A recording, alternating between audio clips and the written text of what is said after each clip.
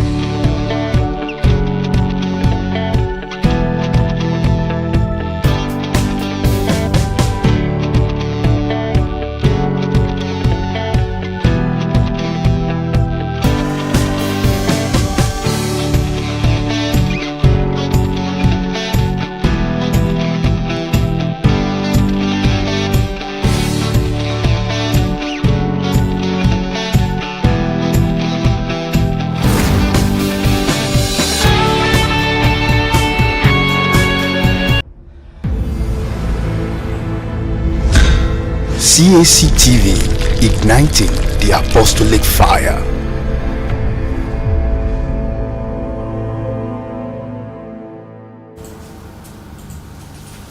Yeah, good morning. I am super excited this morning because Engineer La is in the studio with us today. Good morning, wonderful people. This is Cactv and the newspaper review is just about to begin. So stay tuned and make sure that you have a fantastic time with us. I remain yours truly, Mother Dominique and Engineer La. Good to have you back on set. Do not. Good morning to you. Viewers at home, good morning to you. Alright, welcome back. Thank you very much. Alright, quickly, we'll go on a quick break, and when we come back, we'll take a look at the quotes for the day and also the stories making headlines around the globe. Please stay tuned. We'll be right back shortly.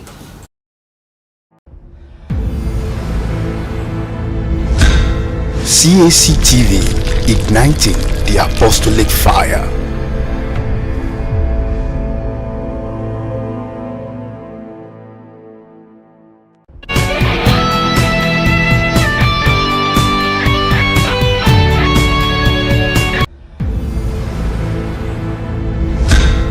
Cactv, igniting.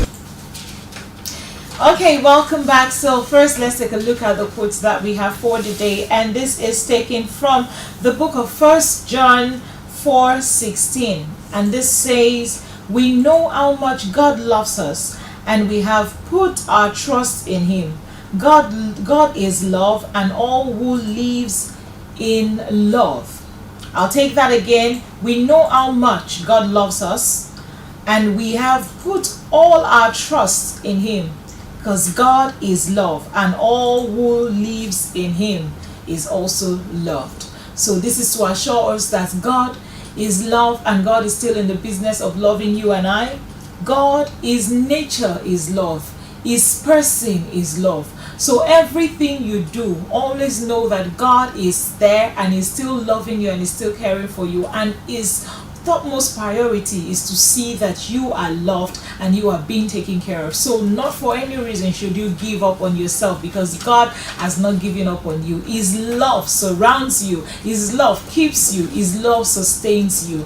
All right, so thank you so much for listening to that quote with me for today. So quickly, let's dive right into the business of the day, which is the newspaper review.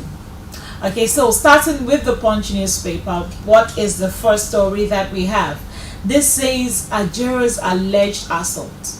FG knocks Labour. Strike records partial compliance. Lagos, Rivers, Kwara, Bauchi workers shun Labour. Kano, Edo, Delta, Akwa Ibom and others comply. The federal government on Tuesday berated the organized labor over the ongoing nationwide strike declared by union leaders following the assault on the Nigerian Labour Congress President Joe Ajero. Okay, so we'll also see the further story that says Kamorudin Ogundele, the special assistant to the Minister of Justice and the Attorney General of the Federation, in an interview on Arise Television on Tuesday, he said that the strike was not in the interest of the country. But the president of the Trade Union Congress, Festus Osifo, who also appeared on Arise Television, also noted that the governor of Imo State, Hope Uzodinma, had not apologized over the brutalization of Ajero. Okay, so we'll also see that he also stated that this nationwide strike was also declared by the organized labor, recorded partial compliance in several states on Tuesday. Okay, also faulting the labor leaders, Ogundele said declaring a strike at the time will not be in the interest of the country. Also, the country is trying to regain economic control and to also recover in several sectors. Okay, so that's how much we can take from the story, and we'll also see that the way forward to all of this, why the Labour Congress are really complaining and going about all of this is because they want justice. If something is done right, if something is done wrong, it's expected that, okay, for instance, in this case, this man was actually brutalized in the same state, and you don't just close your eyes over issues like this. It's expected that you either go for a visit to either apologize for what is ongoing, because I am also of the opinion that if something like this is happening to a leader who is speaking, somebody who is hearing the voice of the masses, what then is the faith of the masses? Now, are you trying to tell us that people should always keep quiet, that they can do things and then go scot-free? I'm still of the opinion that these people want peace to reign, and that is why they want them to also know that what they've done is wrong, and they need to come to the knowledge or understanding of this and do things the right way. I'm sure they are not asking for too much. So, Engineer Ola, I know that you have so much to say. I have actually missed hearing from you. So what do you have to say as regards the story, because it's been making headlines for over 2 days now? Now, you see, the issue of Nigerian Labour Congress is not new to all Nigerians. And then, to me personally, Nigerian Labour Congress has not been helping development of this nation at all. In what regard? Fine. The only issue Labour Union addresses in Nigeria is when there's an increment in petroleum price in Nigeria. That's when they come into the foreplay and say, we no go green. I could remember in those days when we were in secondary school, during the time of Ali Mongun also, we were crying, Ali must go, Ali must go, Ali must go, during the Obasanjo regime, when there was an increment in the educational sector, that is the school fees. Students came out and said, no, you don't have to do this. That was before the students were bought over. And that was before the Nigerian Labour Congress too were bought over. We have seen lots of strike in this country for the common man.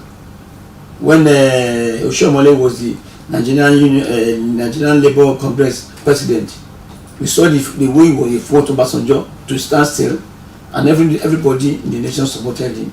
But look at now, what is the status of the government of today? The president has come out to say that, oh, I inherited lots of debt from the past administration. Now look at the state of the economy of the nation today. Nothing is working. Gas for cooking at home, the price has increased. Fuel for generators, for automobile vehicles, the price have increased. Some companies are folding up. Now we want to go on strike. Instead of us to sit down on the round table and discuss this amicably, Parents can no longer afford to pay children's school fees. And what is going to be the consequential result of students not going to school? Our ladies will take into prostitution. Our boy will start doing yahoo, gambling baba jebu. We are inviting anarchy into the country. There are lots of Nigerians who are working as casual workers. Ladies, for example, work overnight. How much is their salary? They pay them weekly. And if you don't go to work in a day, you are sanctioned, you will not take your salary. Labour will not address these issues. There are lots of issues in the country today that Labour will not speak about. There are lots of insecurity in Nigeria today, thereby there is no food. Somebody was telling me in the bus that, oh, we have to import food from Netherlands. What happens to our farm? So at this crucial period of the economy now, do we have to go on strike? I'm not saying we should not demand for what is our right. I'm not saying that the National Assembly is sitting on top of money. The government wants to go and borrow money. Government cannot borrow money without the approval of National Assembly. National Assembly will approve that this government should go and borrow money from an agency outside the country. And when the money comes to the country, they will distribute the money. Then who's at fault? Okay, so engineer, let me cut you there. So are you saying now? I quite understand that Labour are sometimes do not look out for the main problem of the masses and go ahead to tackle the issue. But as far as this is concerned, are you saying that the president of Ajero being brutally beaten, and then this governor of the state is not coming out to either sympathize with him at this point, or because what it is they are fighting for right now, or the reason why they are going for strike is not even about the masses now, is about the fact that the governor is not paying attention to what happened to the president. I am going to that. Okay. This is the first time in the history of Nigerian Labour Union that the president will be beaten. We have to be very careful to understand why was he beaten up. Who are those involved? Are we saying that we are now indicting the governor, that the governor sent them to beat him up? Is that what you are saying? That is why they need justice. That's why they need to be the head. They want the government to intervene. This matter must be investigated. So that who are those people that were behind the beating of the Labour Congress leader? Who were those people that were behind it? Okay, so were they sent by the governor, or they did it on their own? We have to understand that there are two faces to this issue. One issue that the Labour president was beaten by unknown people, but let's say by thugs. Who sent them? You have to be very careful. Who sent them? Are these people that beat him up?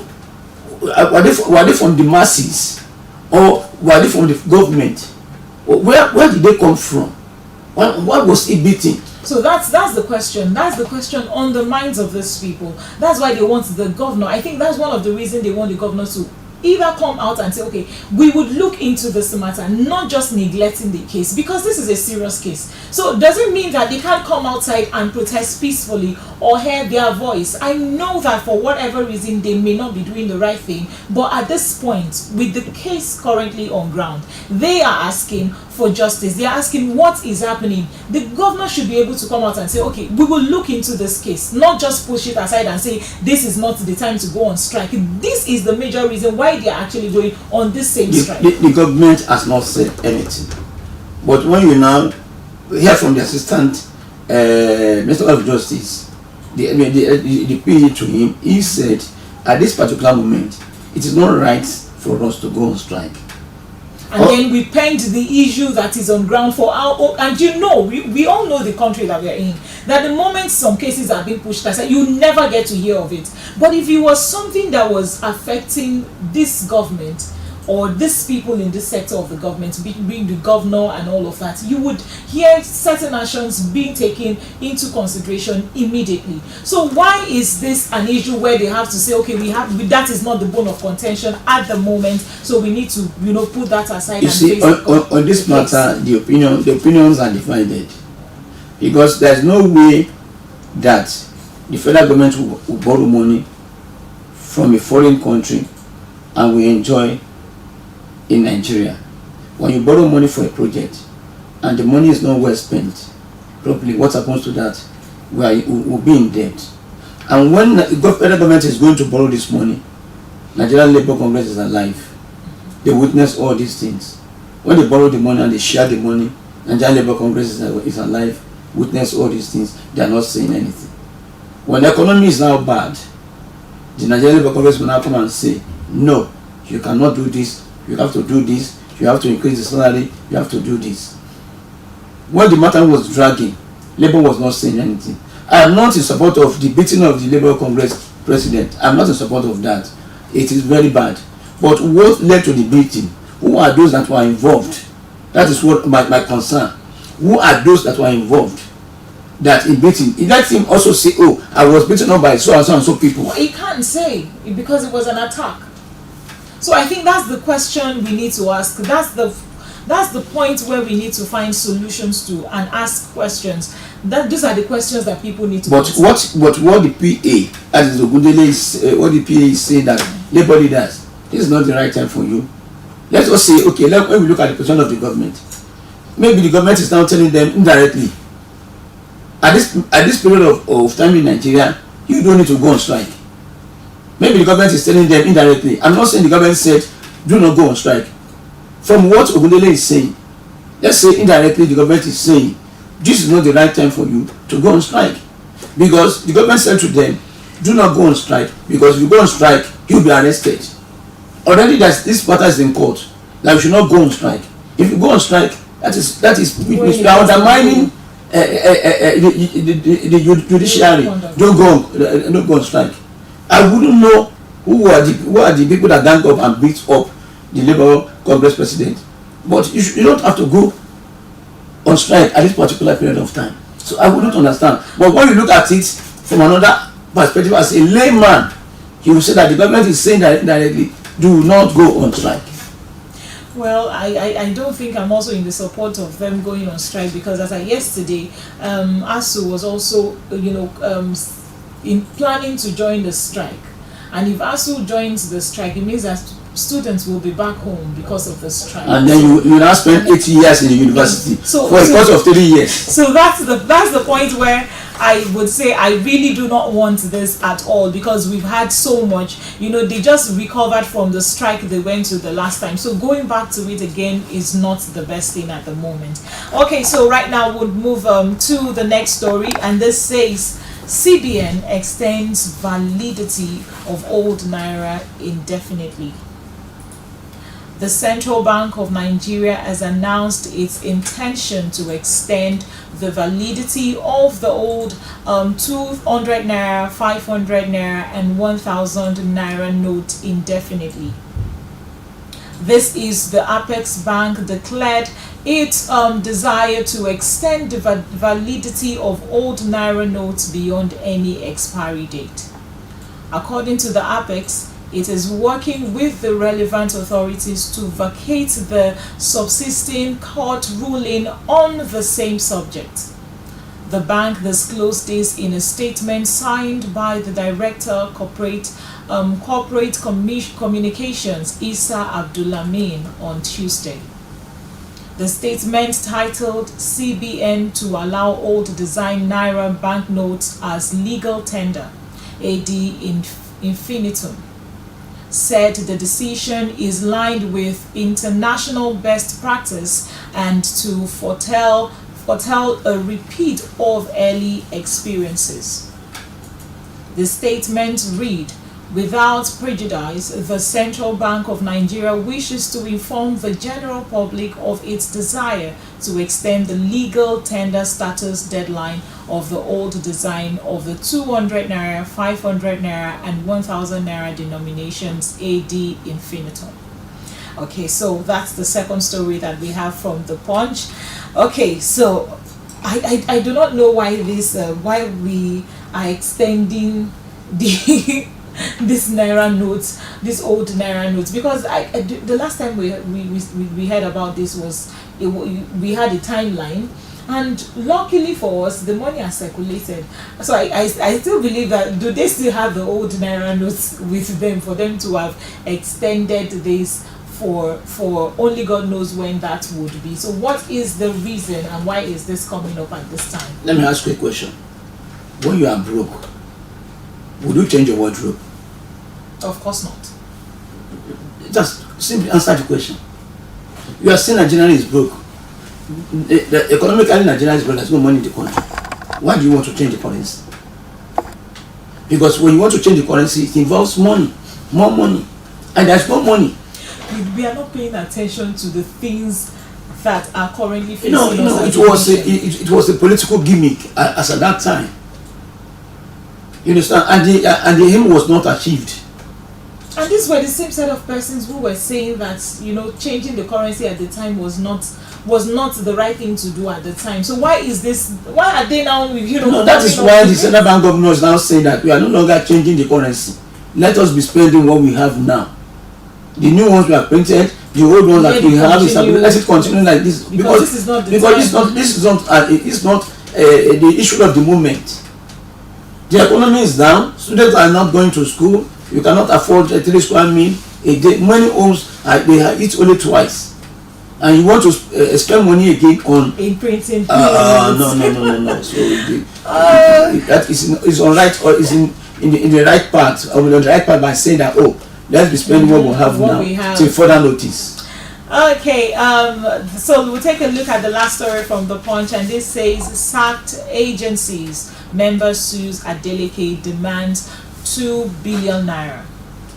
Members of the 4 recently dissolved statutory commissions in Osun State have filed 2 billion naira suit against Governor Adedamola Adeleke before the National Industrial Court in Ibadan, Oyo State.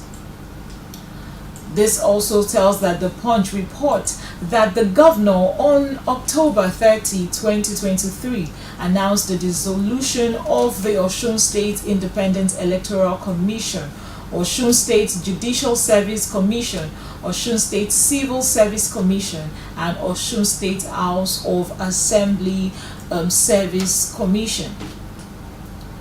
New birds were on Monday inaugurated for the commission, but the members of the dissolved commissions in 4 separate suits contended that they were sacked because of the completion of their 5 years tenure, which ought to end in 2025.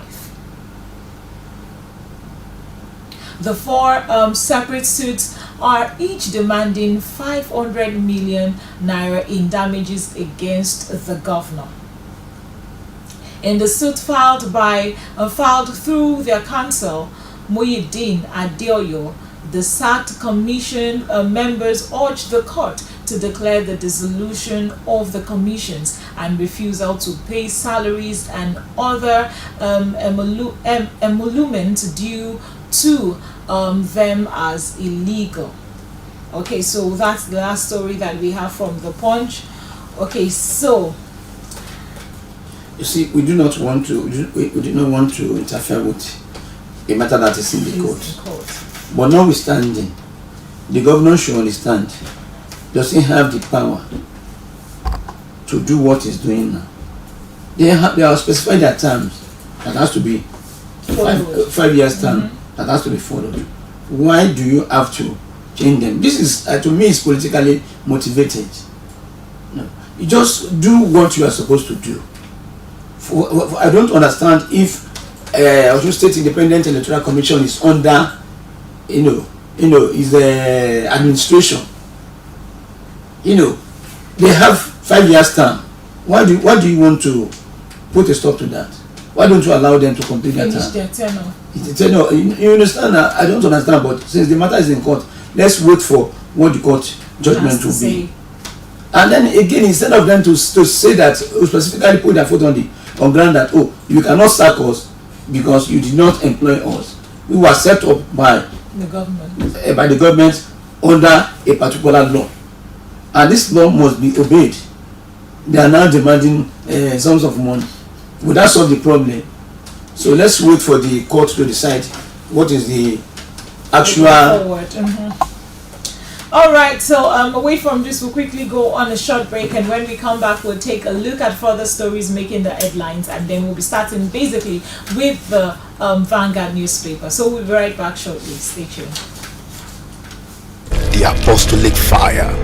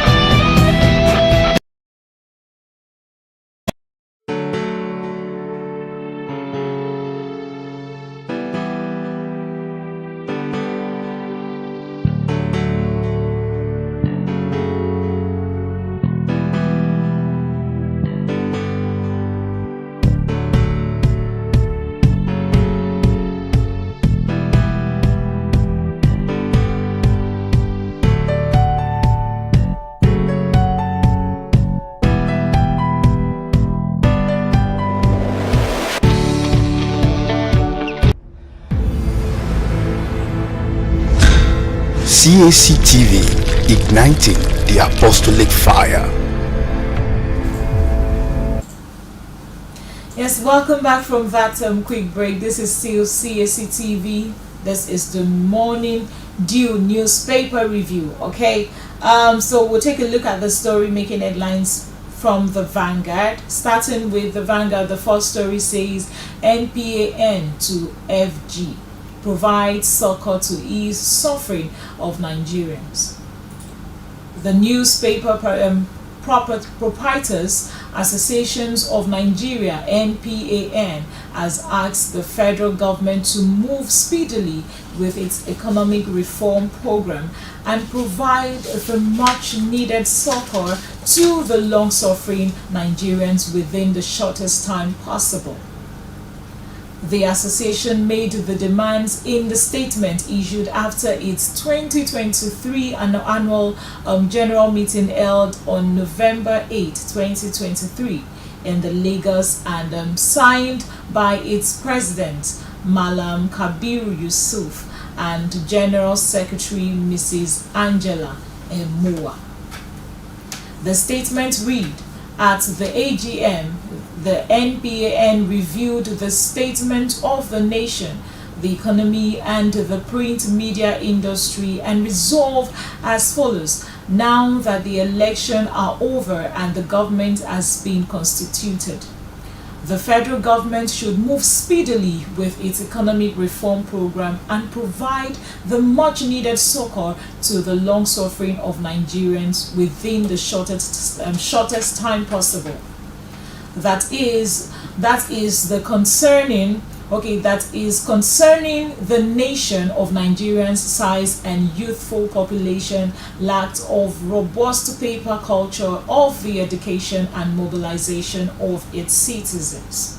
Okay, so that's the first story from the Vanguard newspaper. So I am actually looking forward to this, where the suffering of the masses would actually come to, let's not say an end, because if we say an end, it's more like we're exaggerating. So where it will actually come to a minimal state where people can really say, yes, at least we know that we are better than where we were in the past 4 years. So Engineer Ola, what's your take on this? It's an advice to the government that make hay when the sun shines, that provide support to Nigerians so that this will stop our suffering. Advice to the government. That's what everybody is saying.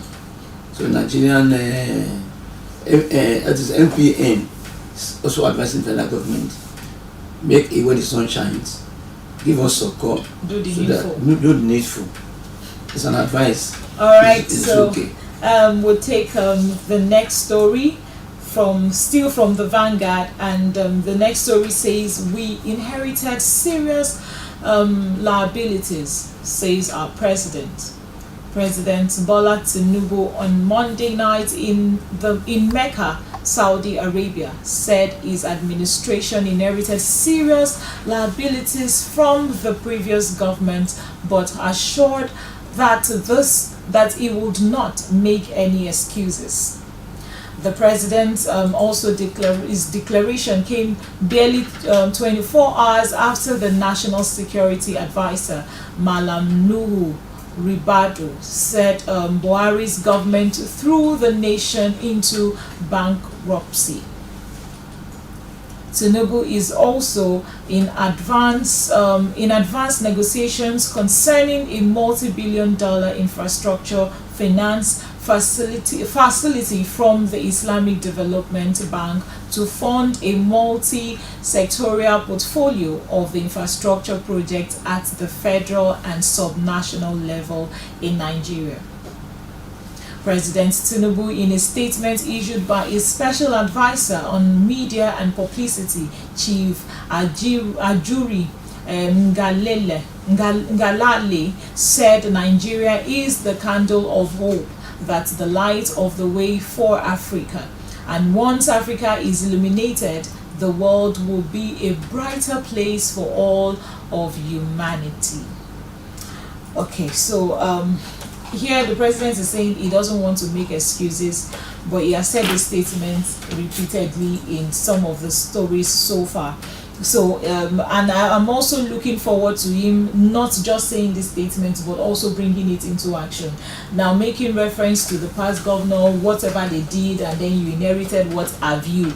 People, the past presidents have been inheriting. That's what they call once they come to to the seats, they say they inherited a lot of liabilities and then they need to sort it out and then blah blah blah, and then you say you don't want to make excuses. Okay, fine, we know you don't want to make excuses, but the way forward is what we need, and we are also looking forward to also this infrastructure that they are planning on with the Saudi Arabia. I'm looking forward to it coming into reality. So, Engineer Ola, what's your take? Well, this is on APC because the government has been continuous from Buhari to Tinubu. Is APC. Tinubu was alive when Buhari was ruling, and they belong to the same party. So they have been following the party's policy, and the policy has taken us to where we are today. There's no money in the country. The economy is in shambles, and this party has been there for the past 8 years, going to 9 years now. The party is to be questioned. So he doesn't have any excuse, as he has said. He knows his party is guilty. So his party must look for a way to revamp the economy of this nation. Now, okay, Buhari has left, Tinubu is there, it's the same party. That is a continuation, okay, on the party line, that they are still rolling. So, and when you have continuation, you understand that the economy must improve. So this is going to be a very big burden on President Tinubu. He has to continue, and the economy must improve. So going to Saudi Arabia now, even the National Security Officer has come up to say that Nigeria is bankrupt, and this is what Buhari led us into. But it's the same party, APC, that is ruling us. So they now can now identify that there is a big problem in Nigeria economically. They have to give us solution. We must provide solution to that problem.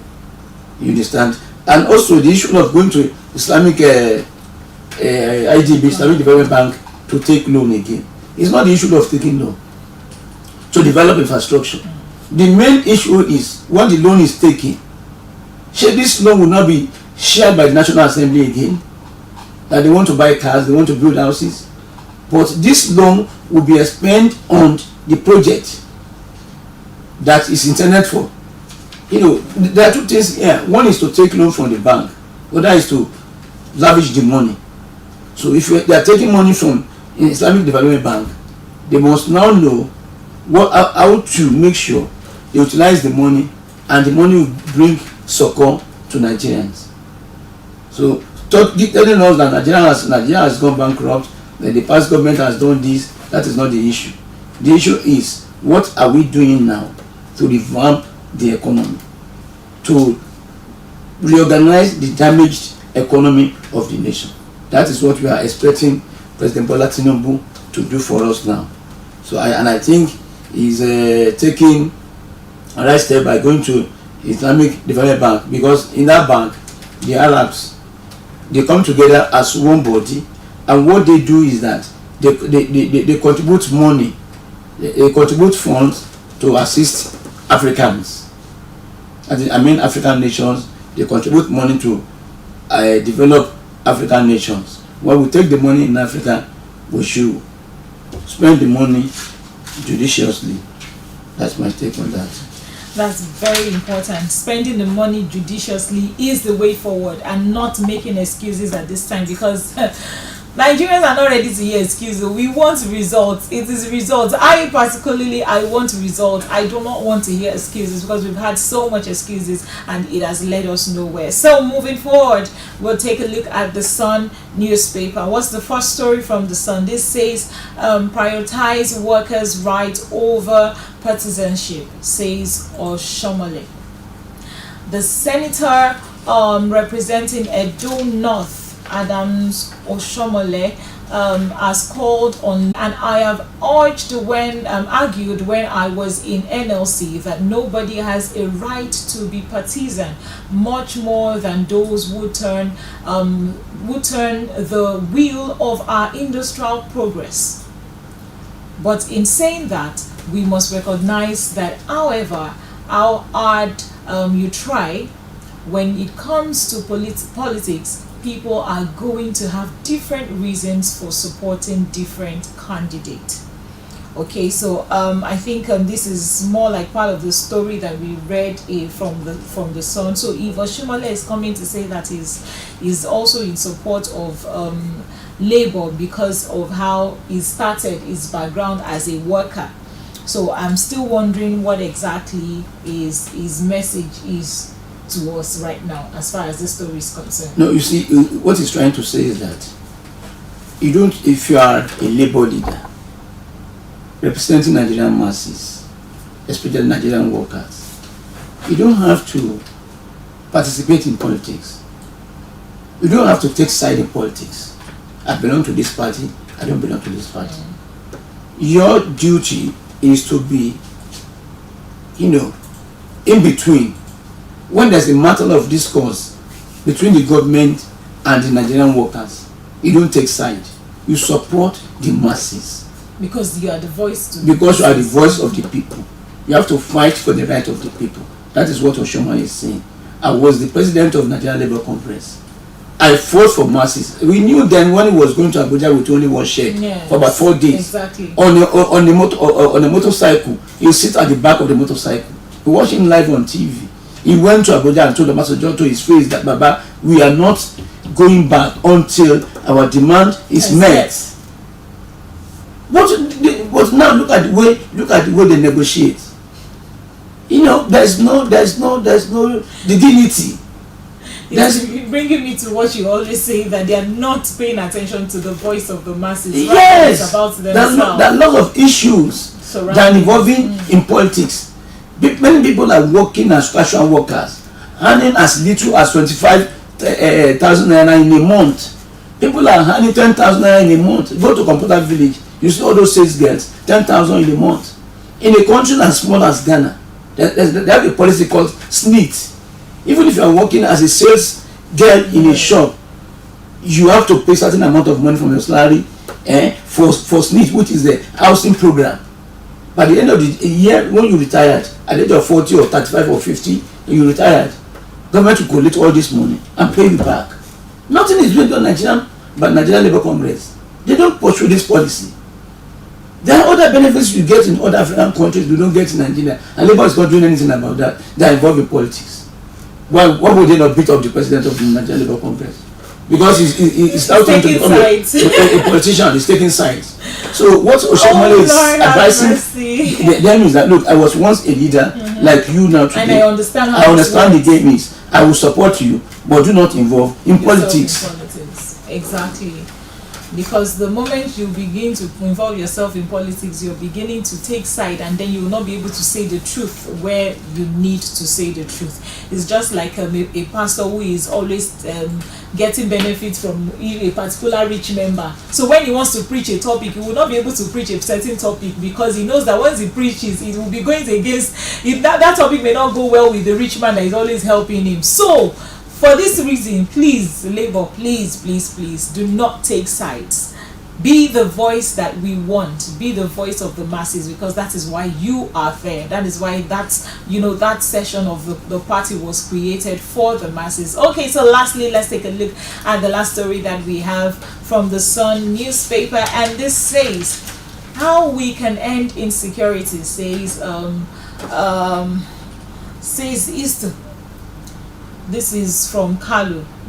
And it says Deputy Speaker of House of Representatives Benjamin Kalu has called for improvement of social infrastructure and youth empowerment in the Southeast as a means of ending insecurity in the zone. Kalu, according to a statement, Livinus Nwabugwogu also stated this when he received the Resident Program Director, International Republican Institute (IRI), Santiago Stocker, who was in his office in a courtesy call. The deputy speaker said he was championing the Peace of Southeast project (PISE) alongside his colleague as part of the effort to end insecurity in the region. Let me ask, thank you for what you're doing with regards to this identity crisis issues within various regions. Okay, so we also see that it is also said that it's an issue, but I believe some of this crisis that we have in some areas around the country could be resolved more with non-kinetic approaches. Okay, so going further, we also have that he also said, I believe non-kinetic approaches have not really been utilized to its fullness. Okay, so that's the last story that we have, and this is coming from the Southeast, from Kalu from the Southeast, and he's also talking about how we can tackle or end insecurity, which is the order of the day, especially as far as the South is concerned, Southeast is concerned. They have been going, facing back-to-back issues, and this is as a result of insecurity. And if we really do not pay attention to it now, it may go beyond the Southeast, and that is what we do not want. People could no longer go to their farms and farm peacefully, and this is one of the things that is affecting the economy generally. So, Engineer Ola, what's your last take on this? This is the major problem we have in the country, not only in the Southeast. It has to do with insecurity in the country. Farmers can't go to farm. Nigerian food basket is, let's say, it's paralyzed. I will not use the word dead. Let's say it's paralyzed. It does not only concern Southeast. And then what this man is saying that kinetic approach to it may not be the solution to it. But I do not agree with him on that. Because if the federal government of Nigeria is making enough effort that every state security, is working and is geared towards providing security in the state, you will see a better Nigerian. People cannot go to the farm and say, okay, I want to go to my farm and farm. When you have people, kidnappers who are waiting for you. Let me give you a simple example. You are coming from Ibadan along the express. So I was noticing certain things in the car. I started to park so that I can check the security of the car.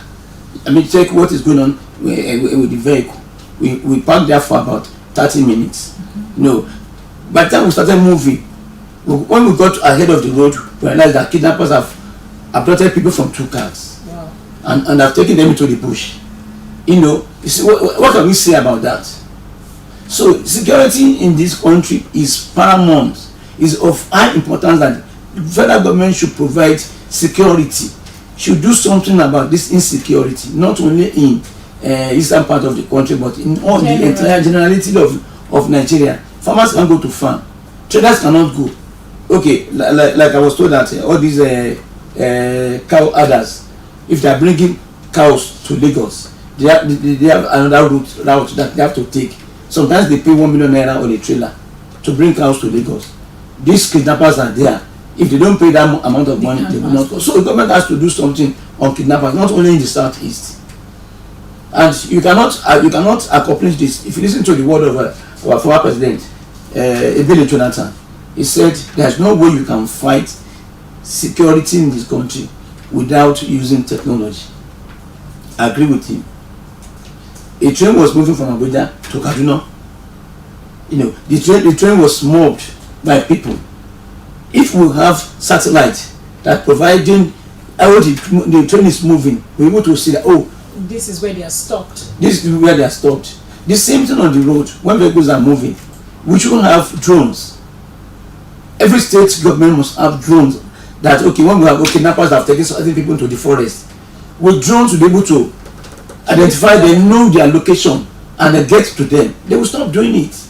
Like one day somebody was talking about vandalizing pipelines, that it doesn't happen in America. It happens in America. They vandalize pipe in America, but it's not by this so-called breaking of yes, this so-called touts. But government does not give allowance to that at all. They man their pipeline. They have drones flying to monitor the pipeline. So it will be difficult for you to go there and sabotage the pipeline. The same thing if you have drones flying. Even in America they use low-cost drones. So you can reach anywhere you want to reach. The forest, you'll be able to locate where they are hiding and then go and bust them. But government is not doing that. They have marked certain amount of money for security. All the governors, they have security allowance. What do they do with the money? And then if you go to a computer village, you can buy a drone of 50,000 naira, 100,000 naira. Are you saying the governors cannot buy these drones? They can fly for 15 or 20 minutes for surveillance. All our forests in our states, we can fly drones for surveillance because we are no longer using fuel. You are using battery. A drone can fly on top for about 20 minutes to survey the areas, and you know what is okay. This is a particular area where people are hiding. Then you can go out there and maim them. I'm sure all of this is because we are not paying attention to the things that are more important to us. When it is about self, this is what we get. But please, we plead with the federal government to pay attention to the security issue of the states, because it's becoming something that is out of hand, and this is what we do not want. So thank you so much, my viewers, for joining us today on the newspaper review. It is always a pleasure to be on your screen and bringing you the newspaper reviews that you need to hear from us. Okay, so to this end, we say have a lovely day ahead. I remain your host, Modu Dominic. And my name is Ola Olajipo. And together we say, be Nigeria, by Nigeria. Have a nice day. Thank you very much.